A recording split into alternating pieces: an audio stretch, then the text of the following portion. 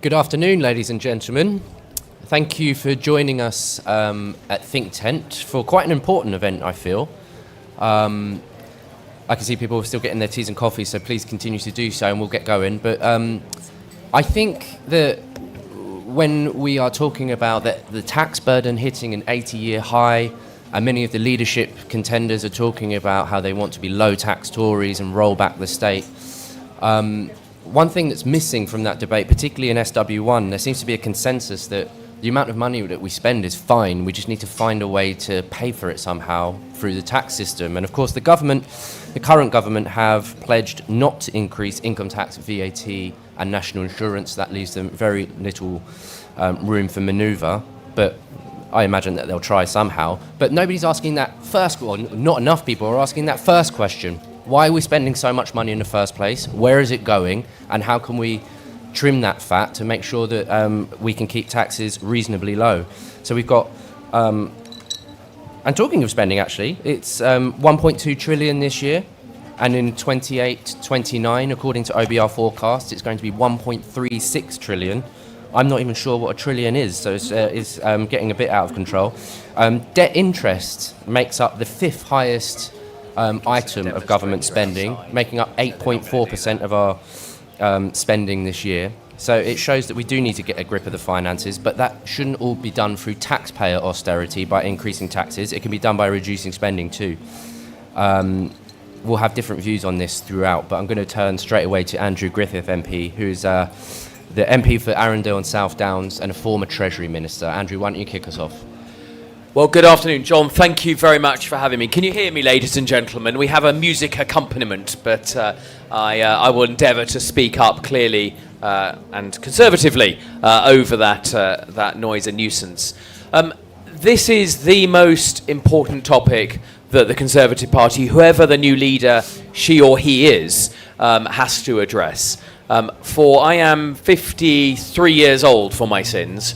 In only 5 of those 53-year life has the government delivered an annual budget surplus or balanced its books. In every other single year, it has run a deficit. And although we can point to some of the global exogenous factors, we can point to COVID, and they are undoubtedly contributors to the level of spending and public finances we have today, I would argue that there is also a structural issue here about the level of public spending.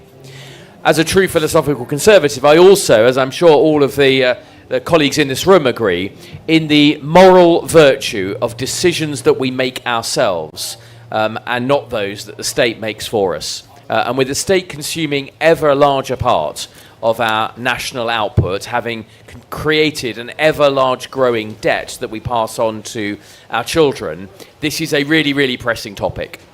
There are very many colleagues in Parliament who are low-tax conservatives, but the path to being a low-tax conservative, and that's what this panel is about today, is to actually be a low-spending conservative.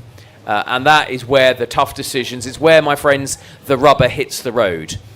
Now, we'd all have our own individual favourite examples of waste. I've been a minister in a number of departments now, and I am very comfortable saying that not every pound is spent with equal productivity or equal essential nature to the running of this country.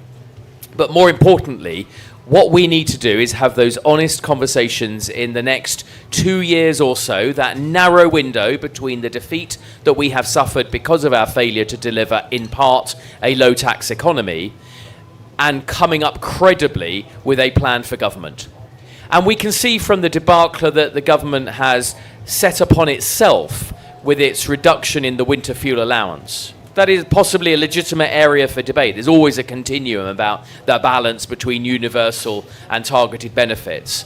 But you don't get into those debates and you don't sustain public finances without honesty and transparency and empiricism. That's why this government's got itself into so much trouble, why it's already seen as deceitful and dishonest. So the debate that we ought to be having about public spending is actually one that we shouldn't be afraid of having in public. It needs to be based on bringing the public with us. In many cases, I believe they are already ahead of us in terms of seeing the waste that takes place and the tougher decisions decisions that we could make. So this is, John, I'm so pleased the Taxpayer Alliance exists. I have been a supporter for each and every one of its 20 years. If you did not already exist, this would be the moment to exist. But fortunately, you are coming of age. You're capable of leading us on the debate. The Conservative Party, the centre-right, has never needed the Taxpayer Alliance more, and we've never needed an honest debate about spending. And that debate has to conclude with making tough decisions that we, as your representatives in Parliament, ultimately get behind. We don't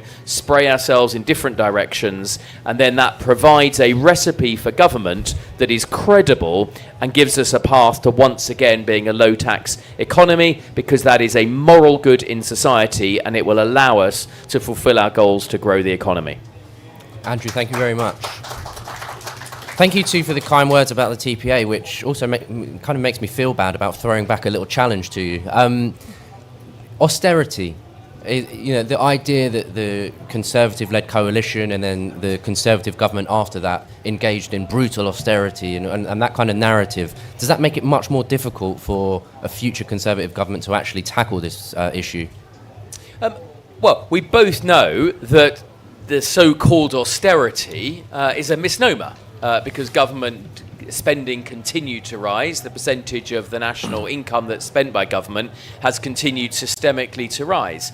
So it's an unhelpful feature and conditioning of the landscape, as has the narrative that we have been making tough decisions. We've barely just got started in terms of the debate about making tough decisions. Welfare reform. We talked a lot about welfare reform and balancing the upcoming spending review in our manifesto on the back of welfare reform. But of course, welfare spending has continued to rise. Any talk of welfare reform was prospective, was not actually delivered. We've seen more people living in worklessness households of working age, and the welfare bill, in common with almost every other bill of the state, continued to rise. So look, we are where we are. The truth is that we have the capability of having honest conversations. It is a bitter silver lining of opposition, but we have that ability.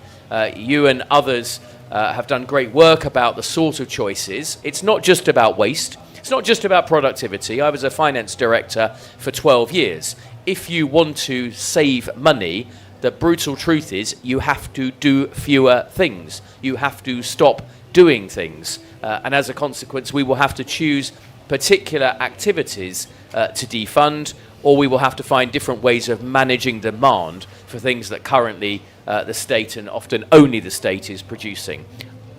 We could all have a crack at what our own individual choices would be. The more important point, and all of you, go and talk to your representatives, your candidates, your councillors, your council leaders. The more important thing is we actively get into this debate and have this debate in a sensible, constructive way. We come back, we unite, we have a plan for government, because we've talked the talk. Words are cheap, and what we need now, and we are to a degree on the centre-right in the last chance saloon, there are other choices available to voters in this day and age. We actually have to come up and walk the walk, not just talk the talk. Okay, thank you very much. Dia, I'm going to hand straight to you. Dia Chakravarti is a contributing editor at the Daily Telegraph, and I should add, formerly of the Taxpayers Alliance. Dia.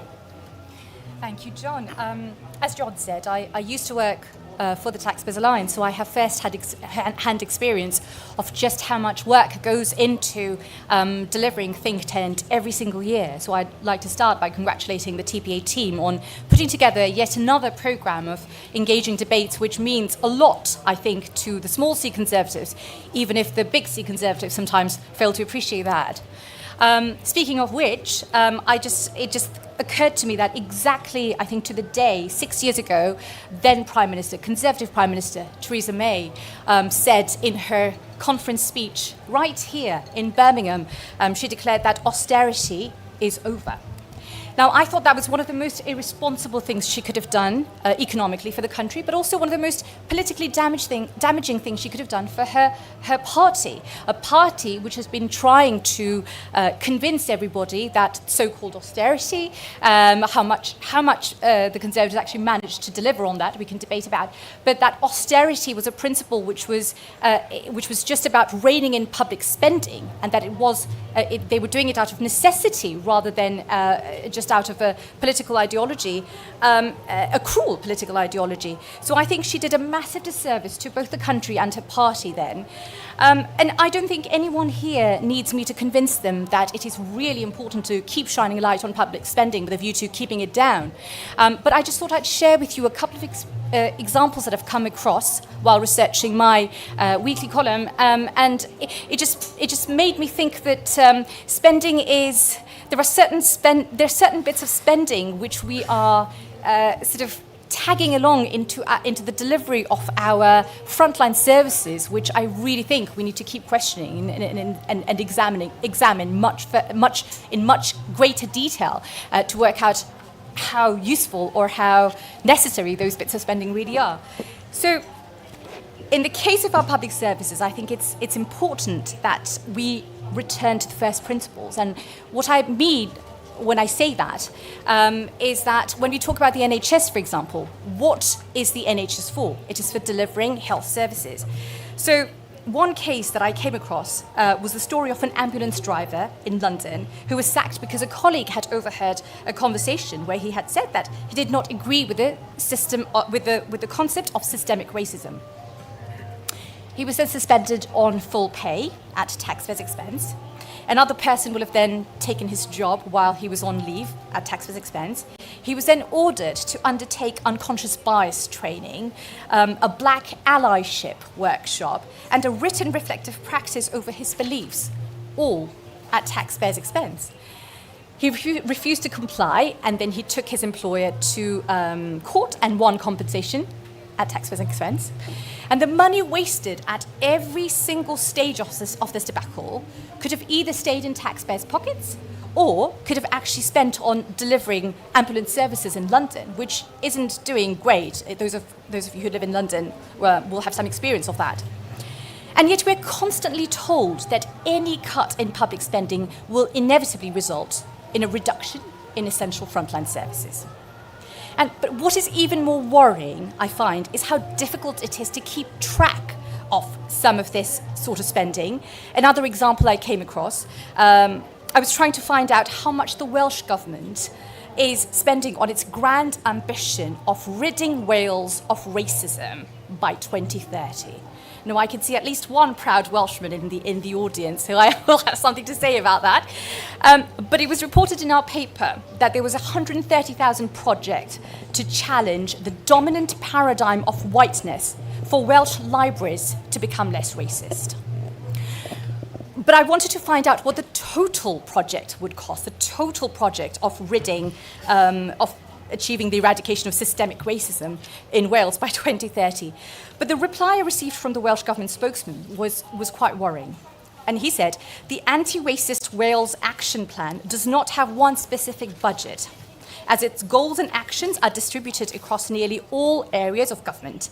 Each policy area has been allocated resources to implement it. So that meant more work for me, because rather than getting a straight answer, I had to dig into their accounts. And then what did I find? There was 134,000 here, 2.8 million somewhere else, a further 70,000 somewhere else, just littered all over Welsh Government budget. And that's what I specifically wanted to highlight today, that somewhere along the line, our public administrators and politicians together, and I don't think we can just blame the civil servants on this at all. The politicians have the greatest a responsibility to rein these attitudes in. But the public administrators and politicians have decided that in order for effective ambulance services to be deployed, a large chunk of taxpayers' money is to be allotted for pushing a political ideology.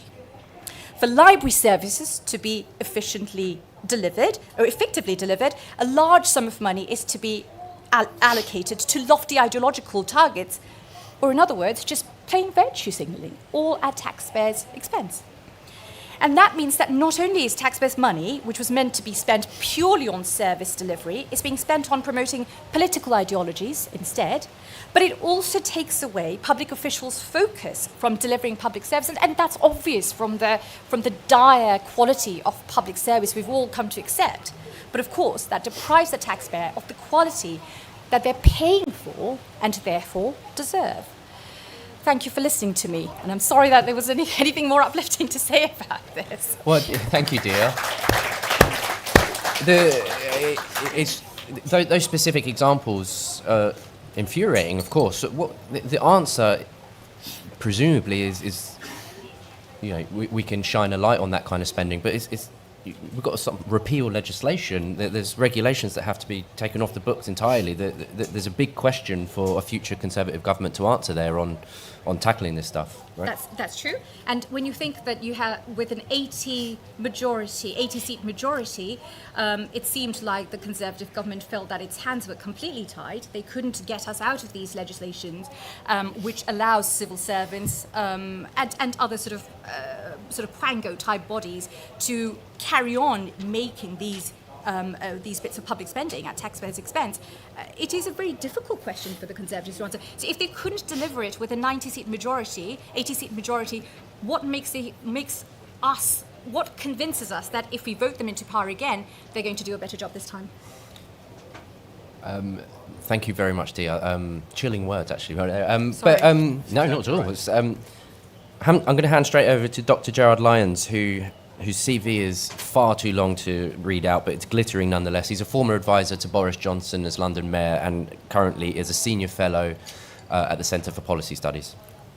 Thank you, John. Well, good afternoon. Thank you for inviting me here. I'd like to make my comments focus on three areas. First, the urgency of this topic from an economic perspective. Second, the urgency of this topic from a political perspective. And then third, some pointers in terms of the near-term debate and the future. In terms of economics, I've written a column in The Times today about the forthcoming budget, the tax, spend and borrow budget. But it's quite interesting. The Chancellor, it seems, according to the media, is not going to change the fiscal rules. They're not very credible as they stand. But she seems very intent, as you're probably aware, of changing the definition of debt to make it a public sector balance sheet. But the point is, however you define it, deficits have to be funded and debts have to be paid. And it doesn't get away from the fact that UK debt is now very high. In fact, six of the seven G7 countries are close to being in a debt trap. And we could easily fall into that in Britain in the next 4 or 5 years. A debt trap is when your level of debt goes above 100% of GDP, bigger than the size of your economy. Is when your rate of economic growth is less than the interest you're paying on your debt.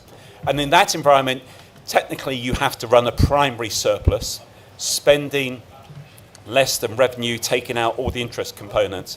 But the last time we ran one of those, basically following on very much from what Andrew said, last time we ran one of those was 2001. And that was almost by mistake. In fact, we've only had 5 budget surpluses, as Andrew said, in his lifetime. 2 of those were under Nigel Lawson, and the other 3 were the first 3 years when Gordon Brown came into the number 11. And that was by mistake because he was inheriting Ken Clarke's plans. And we very much went from famine to feast in terms of public spending. So in essence, once your debt's above 100% of GDP and your rate of growth is low, you're basically on the verge of a debt trap, which means debt keeps on rising. Financial markets are in an evolution. Last few years, they were focusing very much on inflation. Bank of England left much to be desired there. Markets now globally are focused very much on growth. But in a couple of years, in my view, the focus will be very much on debt. And that will very much focus attention on the very topics we're discussing today. So there is an urgency of this from an economic market perspective. But the second point is there's an urgency of this from the perspective of those people gathered here in this conference. Largely, not just because of the politics, but because of the way the whole debate driven by economics has moved in the last 15 to 20 years. We play or we fight on territory that has very much shifted. The consensus view in economics is how you might define it as very left of centre. In the last 15 years in the UK, the feeling is that monetary policy has to be the shock absorber. Monetary policy responds to all the shocks.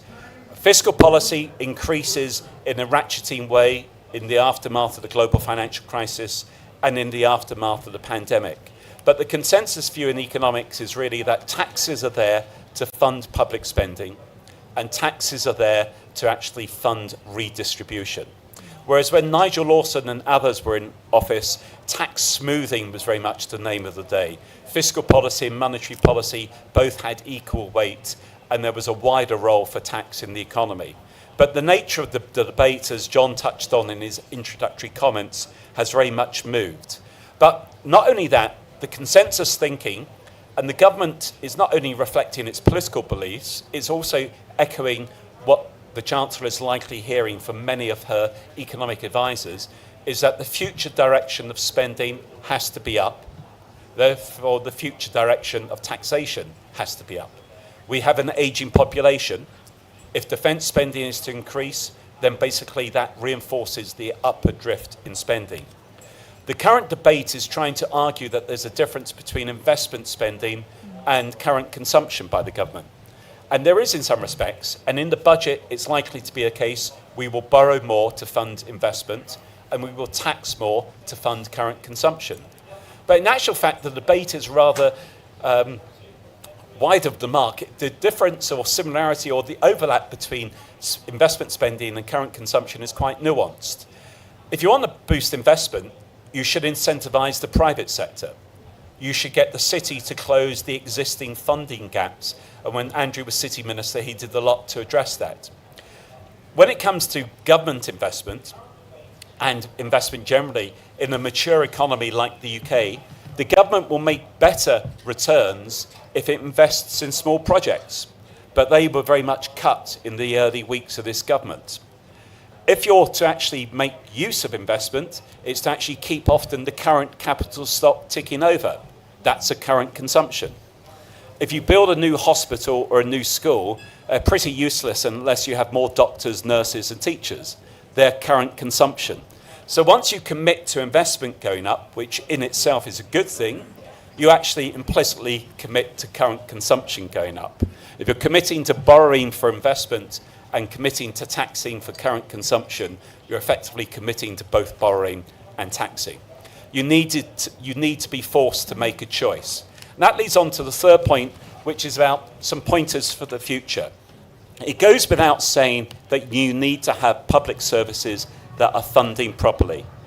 The issue is whether these services can be best provided by the government or the public sector, or whether you can identify opportunities to provide them better elsewhere without higher public spending.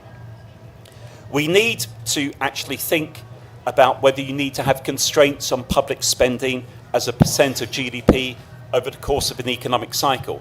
Importantly, this does not mean that you don't use fiscal policy when you need to, but you have to run budget surpluses in good times to give you the opportunity to do that in difficult time. You need to be identifying whether private insurance can start to address those issues in health and social care that are seen as underpinning ever-rising public spending.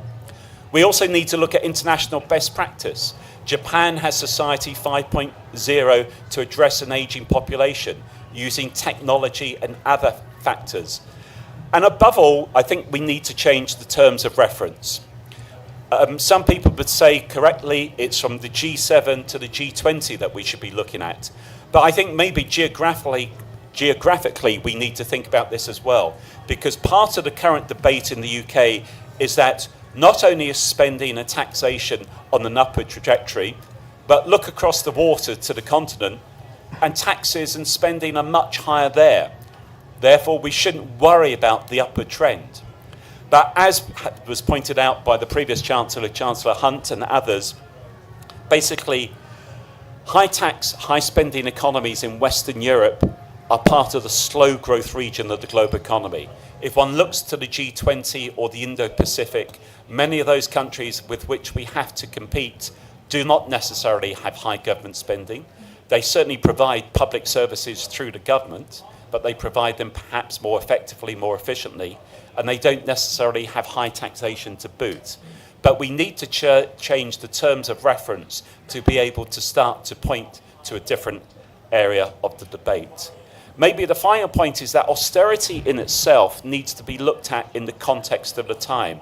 The criticism I would have of 2012 and 13, and I did at the time, was that it was not thought through, it was not articulated properly, and at that time the UK could have borrowed at ultra low interest rates, practically close to zero, to fund some of the investment spending then. So one always needs to look at any debate in the context of the time, but it shouldn't undermine the issue that first, this debate is critical from an economic perspective because markets are increasingly going to focus on debt as an issue, and regardless of how you define it, you have to fund your deficits and pay your debts. Second, one has to look at this from a political perspective because the terrain is very much shifting towards the idea of we should accept higher taxes and higher spending as far as the eye can see. And third, we need to therefore start to come up with some creative ideas as to satisfy what the public wants, which is addressing public services, and at the same time incentivizing people and companies to spend more, work more, and invest more, and basically change the term of the debate. Thank you. Thank you. Just very quickly, I think it's important to challenge wasteful spending wherever we see it, not least to try and help inculcate a new culture of taking care of taxpayers' money as much as anything else. But on the fiscal big picture, really one is looking at welfare, NHS and social care, and servicing public sector pensions as the big long-term upward pressures on public spending. Presumably a future Conservative leader, a future Conservative government has to have a plan for one, two, or all three of those items in order to really tackle this problem. I think that's correct. At the beginning, John, you said it's hard to think of $1 trillion, but the numbers we're probably talking about in terms of these areas is billion. The way I think about it is time. To get to 1 million seconds takes 11 days. To get to 1 billion seconds takes 32 years. So $1 billion's a lot. And in terms of those areas of spending, social protection is £371 billion. That's the biggest area of spending. Health is £251 billion. Third is education, 131 billion. Some might argue that's too low. But then you go down to, debt interest is the fourth item, 109 billion. And then you go down to defence, which is 71 billion. But you're correct, you need to have a policy for social care. Andrew Dilnot, great economist, he was asked to produce a report 15 years ago. It's a bit like planning reform. The economics were laid out, the politics didn't find it acceptable. So there have been times when the government of the day has asked economists, or one or two economists, to come up with ideas. Planning reform obviously talked about in the last government, but the backbenchers didn't like it. So in answer to your question, yes, with an ageing population, one needs to address health, social care, and look at maybe best international practice. But there's no doubt your question almost provided its own answer. Unintentionally, I've got to say.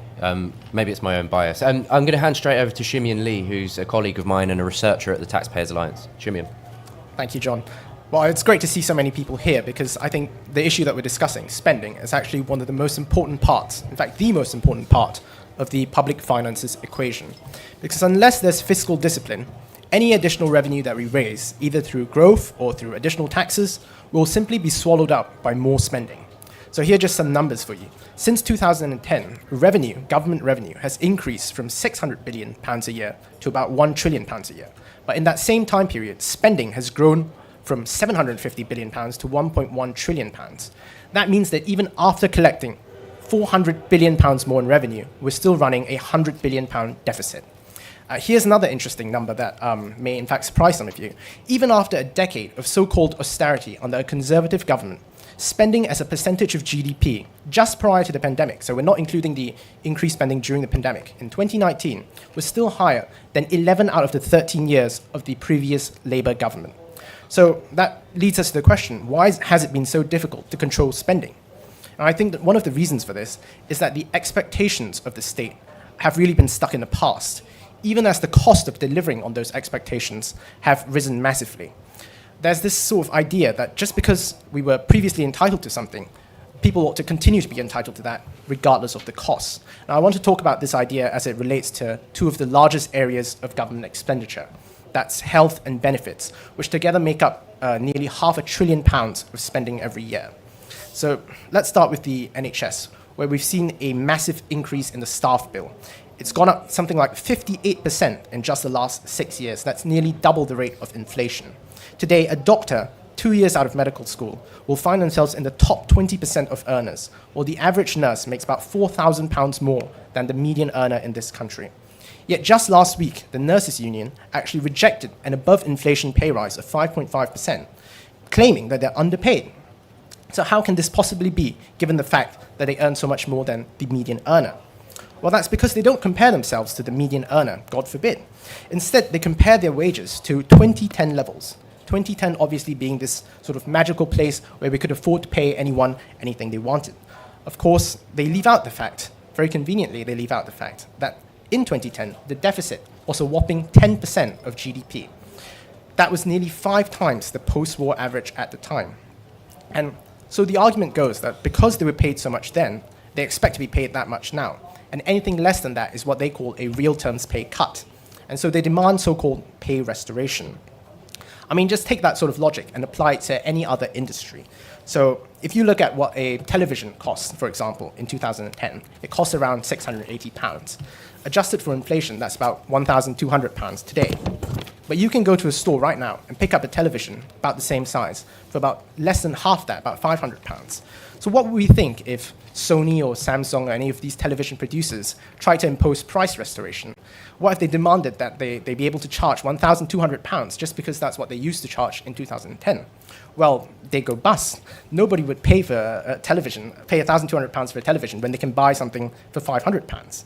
Unfortunately, consumers can't make those decisions when it comes to the health system, meaning that the only thing standing in the way of unions and higher pay are politicians. And unfortunately, politicians have not been able to deliver pay restraint, especially in the public sector. And so we see how these outdated expectations lead to massive pay rises, which cause massive increases in day-to-day spending. And these increases in day-to-day expenditure has not only taken every single additional penny that we've put into the NHS since 2010, but it's also raided the existing capital budgets. That means that we have crumbling buildings, that we have outdated equipment, and that's a lose-lose-lose for everyone involved. It's a lose for taxpayers because they're not getting value for money. It's a lose for patients because they see service quality deteriorate. And it's a lose for these doctors and nurses as well. Because even though they've seen their sort of remuneration rise massively, they still feel that they're getting a raw deal because they're comparing themselves to how much they were earning in 2010. And as we've discussed, it wasn't affordable then, and it certainly isn't affordable now. Let's now look at benefit spending, another major area of government expenditure. So a recent IFS paper reported that working age disability has gone up massively, up a third since the pandemic, and it's forecast to go up another third in the next 5 years in real terms. This hasn't been because the system has gotten more generous, even though it certainly feels like it. Rejection rates have been about the same. What has increased is the number of eligible people. Part of this is because the definition of disability has changed massively. So for example, around 40% of new disability claims are due to mental health. Now, I'm not a doctor, and so I won't speculate on whether mental health conditions should be classified as disabilities. But what I can say is that the system was simply not designed to cope with this. So the predecessor of disability benefits, currently it's called the Personal Independence Payment, the predecessor of that was actually the Mobility Allowance, introduced in 1979. And back then, that allowance was literally to do with helping people physically get around. And so when designing and costing that benefit, the government back in 1979 would certainly have never imagined that one day people would be claiming this benefit for their mental health. And so because that entitlement was established in a very, very different context, even then, it continues to determine how much we spend today. So once again, we see how expectations of what people ought to get in the past sort of control spending today and has negative consequences on the public finances. Now, I'll just sum up quite quickly. There's a saying in Singapore that we have where I'm from. The saying goes, in the old days, policemen used to wear shorts. It's a reference to the fact that in the 60s, policemen used to wear shorts. Of course, now they wear trousers. What that means is just because something was done in a particular way in the past does not justify continuing to do that in the present. And so in that same vein, just because something was affordable in 2010 or 1979 doesn't mean that it's affordable now, not when the population is aging, not when the number of people claiming benefits is increasing every year, and not when taxes are already set to reach an 80-year high.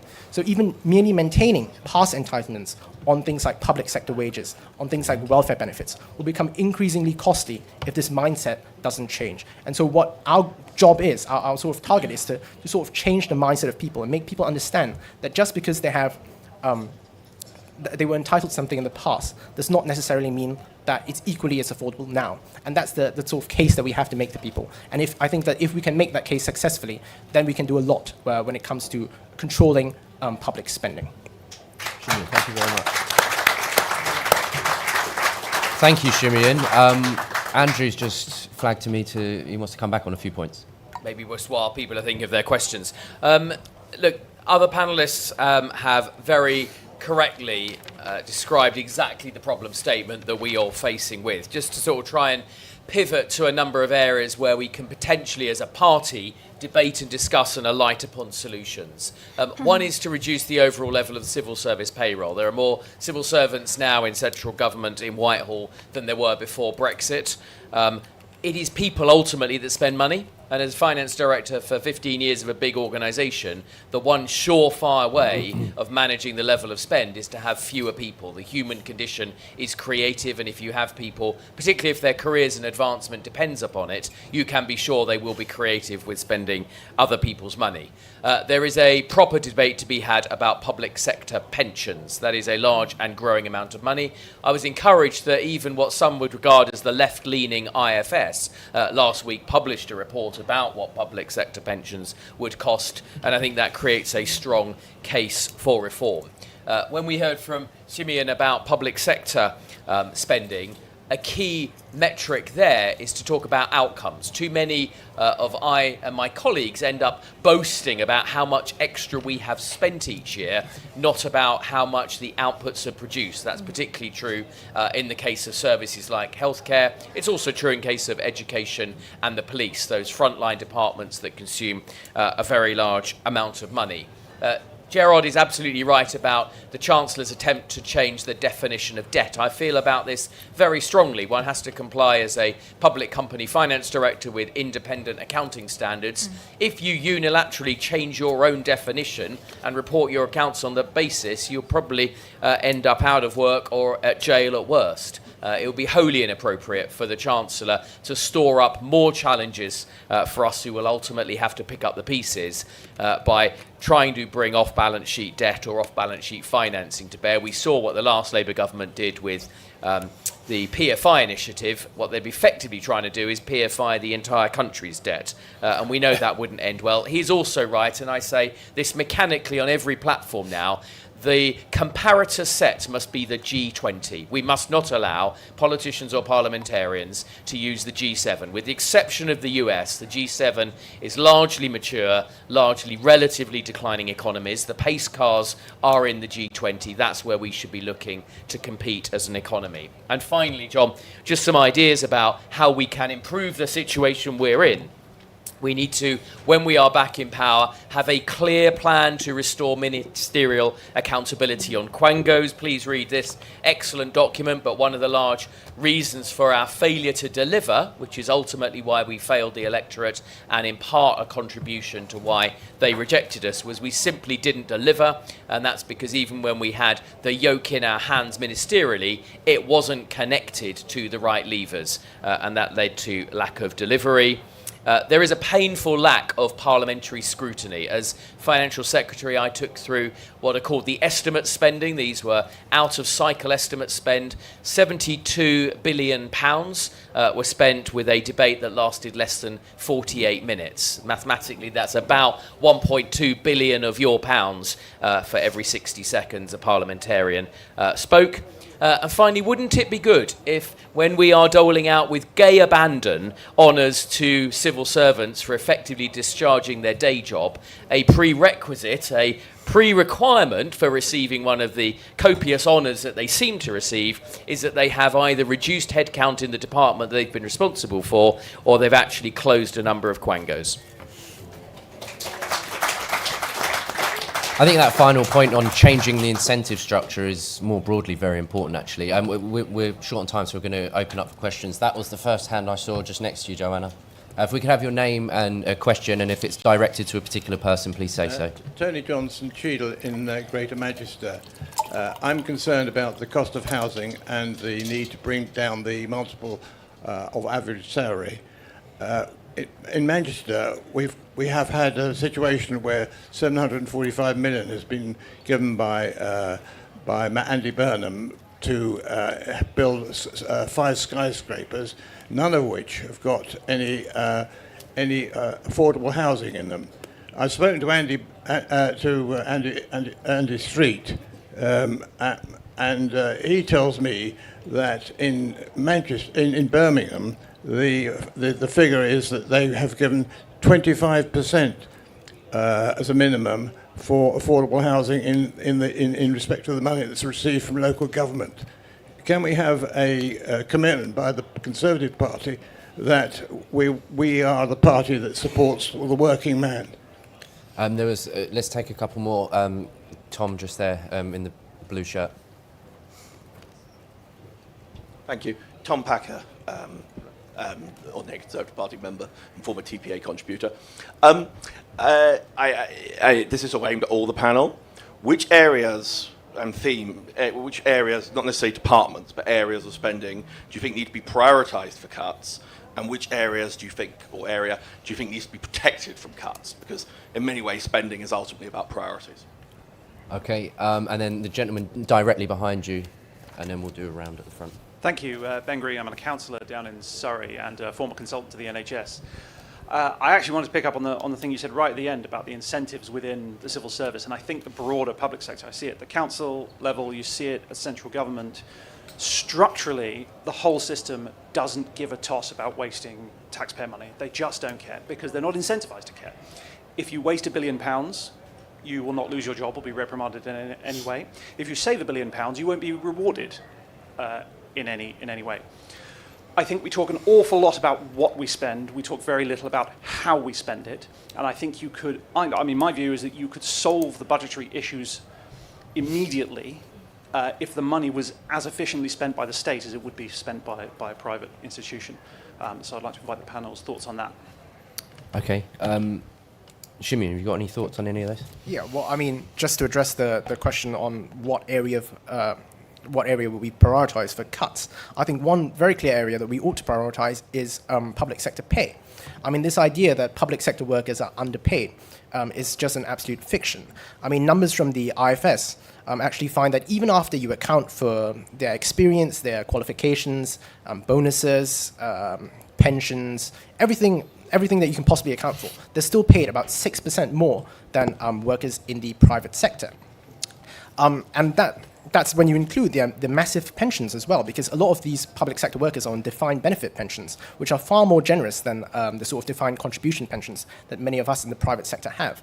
I think I have a figure here that shows that a public sector worker's pension is about 7 times the size, about £210,000, compared to someone in the private sector who has a pension size on average, about £30,000. So I think it's absolutely indefensible that we continue to pay public sector workers that much, especially considering the fact that public sector productivity is worse than it was 25 years ago. I think public sector pay really ought to be linked to productivity so that we sort of align the incentives there and ensure that we only increase their pay when we see a direct sort of result in terms of their productivity. Now, on the question on how we spend, I think a lot of the ways that we spend money in this country is kind of backwards. We think of how much people, we have the debate over how much people are entitled to. So we think of things like disability benefit, public sector salaries. We have this sort of negotiation, how much is reasonable, 34,000, 40,000, 50,000. And then, only after that, then we talk about how much it costs, and then we try to figure out how to pay for it. I think it should be the other way around. We should decide how much we're willing to spend on particular areas, and then work out how much people are entitled to. I'll give you one quick example of that in terms of defense. So being part of NATO, there's this 2.5% spending target. So we don't look at how many tanks it takes to defend the United Kingdom and then work out how much we spend in order to acquire those things. Rather, we have a 2.5% target, and we try to meet that target. I don't see why that can't be applied to other areas as well. So for example, let's say we want to spend 10% on healthcare, and we say, like, out of that 10%, maybe 1% will go towards capital spending, and then the remaining 9% can go towards day-to-day expenditure. And then from that, we work out how much doctors and nurses and all the other public sector workers ought to be paid. That will be much better at keeping down and sort of justifying how much we spend on these things, just sort of reversing the sort of causality in that respect. All right, thank you. Tom did ask about protecting departments, but I've got a feeling you don't want to protect anything, Shimian. So, Gerard, on any of the questions raised? Yeah, I wouldn't necessarily be starting from here, but if you look at a debt issue, you've got 5 options. Some might technically say you've got 6, but 5 from a government perspective. You grow the economy, you reform, you have austerity, you borrow, or you tax. The 6 might be to inflate the debt away, but that's not really a credible option. But those 5, ideally you want economic growth, and ideally you want to reform. So that should be the starting narrative. Austerity, tax and borrow, there's already constraints on those. I think it's important not to generalise completely. For instance, one area I would disagree with, I think doctors are underpaid. I would support junior doctors being paid far more. I think the problem, though, is the matrix structure in the NHS, which Robert Colville at the CPS pointed out, where the unions wanted to prevent, as it was explained to me, back office people not being paid enough and the front office people being the only ones who receive the money.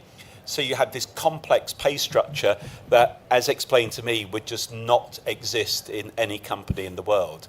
But the net result is the people at the front end, the doctors, the nurses, are underpaid relative to where they should be in the market, and back office people are overpaid relative to where they are in the market. So you just confront the problem, and then you have a market solution that might well be wages go up for some, shouldn't go up for others. Pension reform in the public sector has been talked about for so long, it goes without saying. So one thing I found when I worked at City Hall for Boris Johnson for 3 years was the incentive structure was that there was no value put on time. People actually were cost conscious. People didn't want to spend money. But there was no incentive to get a job done quickly if you had to incur some expenditure for doing so. So the incentive structure it's far more nuanced. But generally speaking, yeah, there's too much money spent. But I think you have to have you can't just have a blanket approach to all areas. And it comes back to the original question from Tom at the back. What we've seen in the last 15 years is ring-fenced areas. It's almost been no control on the spending, and the non-ring-fenced areas have been squeezed beyond belief. And one needs to rationalise that, coming back to your opening question, John, about sensible policies and also different approaches to address what the public needs. Okay, thank you very much. Dia? I'll just add a little bit to what has just already been said. In terms of your experience at City Hall and about people not realising that the money that it costs them when public bodies meet, for example. So one example, I haven't written about it, but I'm researching this still. I think it was a local council in Liverpool decided to recognise Somaliland. I mean, it was this, they went through these motions at a meeting. They spent money, they spent their time at the City Hall or the local council level to declare that they now unanimously recognise Somaliland. And they feel that they've done something really great. I mean, is it really helping the people of Somaliland? I don't know. But it's just examples like this littered all across our public sector. But to answer Tom's question about what do we protect and what do we not protect, what I find from my own research is that even if you choose a particular sector to protect, it's about what bit of spending you are protecting in that sector. So I'm all for ambulance drivers being paid a higher wage. I really am, because I think they are sort of overstretched and sometimes underpaid. But I don't want my tax dollars, my tax pounds, to go to giving them unconscious bias training. Now, I do want library services to thrive in this country. My children rely on library services. They love going to the library, and it gives me an hour of sanity over the weekend. But I do not want the library services to challenge the dominant paradigm of whiteness, spending a single penny of my money doing that. It's just not needed. So I think what politicians and civil servants have done, they've just quite cleverly integrated these unnecessary aspects, if you ask me, into the sort of necessary spending. And then whenever you challenge that spending, they inevitably tell you, well, then do you just want us to cut library services altogether? No, but we do want to cut aspects of spending. Andrew. Look, the culture that one would want to inculcate across all of our public services, and ultimately laddering up to direct line of sight ministerial responsibility, is that people spend money as if it is their own. And the Taxpayers Alliance does fantastic work turfing out through Freedom of Information Act requests, day after day, week after week, examples of public spending, and it is a real break on profligate and wasteful public spending, because it is probably one of the only accountability mechanisms that could potentially name or shame. So the innovation, as well as better parliamentary scrutiny, because I don't think we collectively are doing our job as custodians of the taxpayers' interest, is that there is a completely open source database in real time of every single payment made by government. That brutal transparency will go in a very long way to drive the incentive structures. And by the way, that would have the initials of every single person who is signing off and committing that. So there is a line of responsibility. And that would drive much better culture of how people spend their money. It would make the work of the Taxpayers Alliance infinitely easier, but it also allow for competition, for better analysis, and for people to drive down and identify waste themselves. Even people I speak to in the public sector say that they would welcome that tool, because if you actually talk to somebody in the private sector, in the public sector, it really doesn't take very long for them conspiratorially to say, I shouldn't say this, but... Right? I bet we've all had that experience. I shouldn't say this, but over in this department, they're wasting money on X, Y, and Z. Let me just pick up on Tony's point about housing. There's probably whole different sessions at this conference debating how we deal with housing. We need a much greater diversity mix of housing. We need much more affordable housing in the true sense of the word. And I would just be a little bit cautious that what is referred to as the affordability mix is really just a mix effect. Some houses within a development are made more expensive to cross-subsidise a small number which are made less expensive. The real issue on housing is profound reform of the planning system, proper zoning, allowing people to develop a much greater tenure of household, and actually removing the vast number of people that can say no.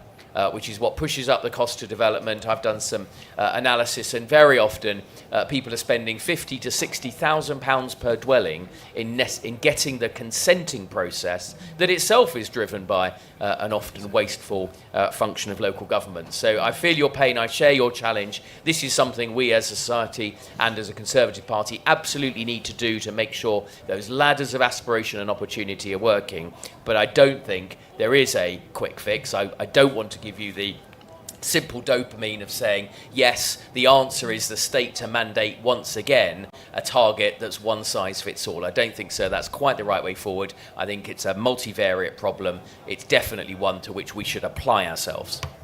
Gerard's asked for 20 seconds. Yeah, on housing, one has to also mention migration and also, given the audience here, stamp duty. The UK taxes housing more than any other OECD country. We just do it in the most stupid way. We do it through stamp duty.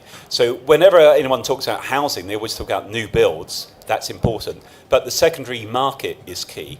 And the secondary market is really depressed in the UK by the fact it's so expensive to either downsize or move because of stamp duty. So just basically tax housing properly.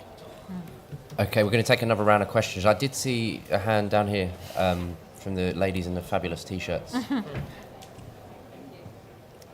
My name's Carol, and I'm a patient representative for the Royal Osteoporosis Society's Better Bones campaign for universal fracture liaison services.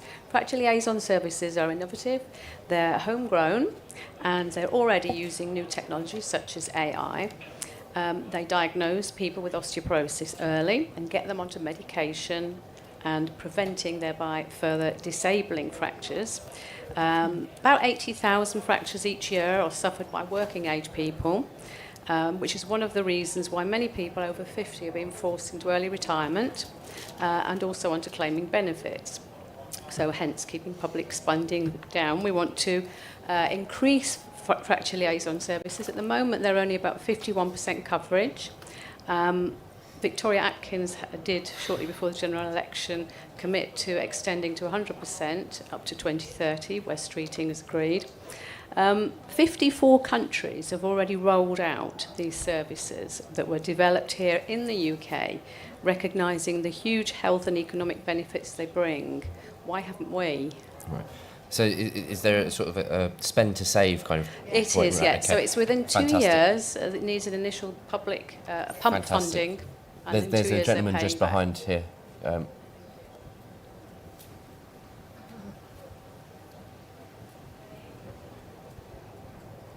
Thank you very much. It's all very worrying. I fear I've seen the future. I was ambassador to Greece at the beginning of their debt crisis. So if we do nothing, the IMF will come eventually and sort it out for us. There's an elephant in the room here, isn't there, which is middle-class rent-seeking. Public sector, private sector, third sector. An awful lot of people in declining economies are doing awfully nicely at channeling public sector, public funding in their direction. A lot of them masquerade as experts who tell the public debate that more money needs to be spent in their area.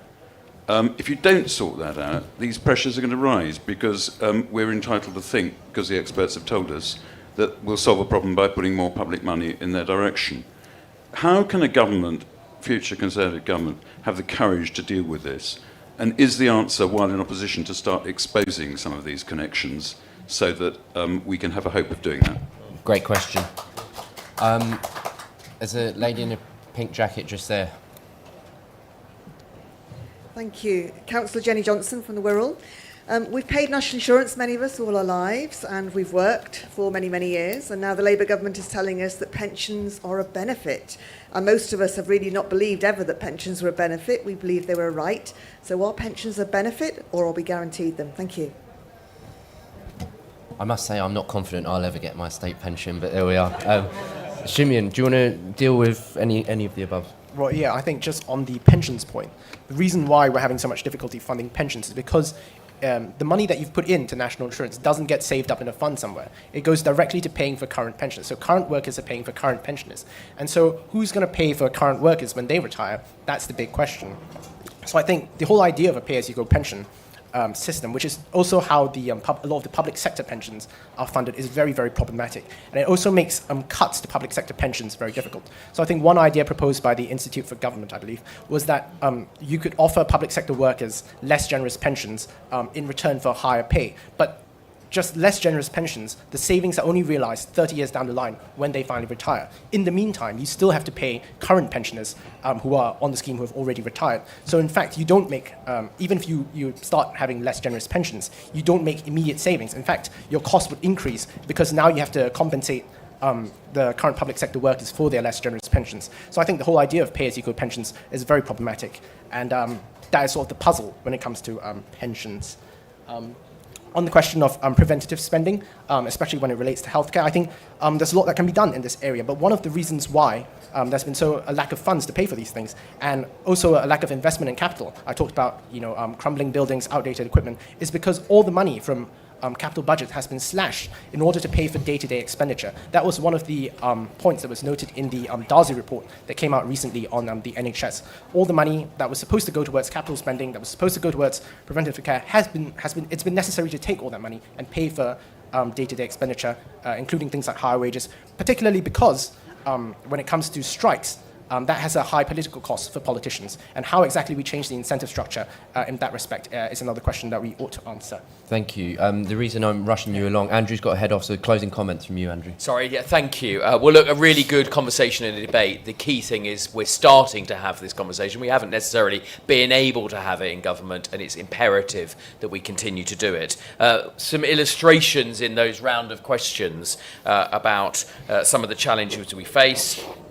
Pensions, if the state pension system were a private pension system on the basis that it has not been funded, you would be hearing about the biggest mis-selling scandal ever. That is the regrettable truth about having a state pension commitment that was never funded on anybody's balance sheet.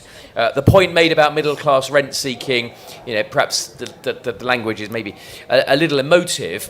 One of the things that a Conservative party in opposition should be formulating a policy in respect of is potentially the unintended bias, I don't think it's intentional, of having two state-owned broadcasters. We only ever hear on the Today programme how the answer is more spending, how terrible cuts are, and how morally good it is that we can all spend other people's money. We never hear about the moral virtue of people making their own individual decisions. And the point about early diagnosis is extremely well made. I'm glad you have been funded, but we underinvest in technology. It was a well-known fact that the NHS is one of the last users of pagers and fax machines and probably telexes and owls and all sorts of things. So we're deeply underinvested in technology, and that's a very serious point because our health outcomes, regrettably, despite coming towards the top of the pack in terms of spending per capita, our health outcomes in many of the large diseases that are killers are towards the lower end of the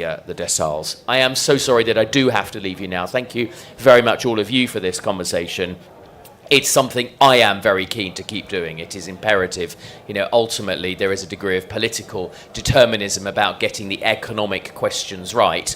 And over the next couple of years, we really have to apply ourselves to this so we have credible plans when, as I hope, we go into government at the next general election. Thank you. Thank you, Andrew.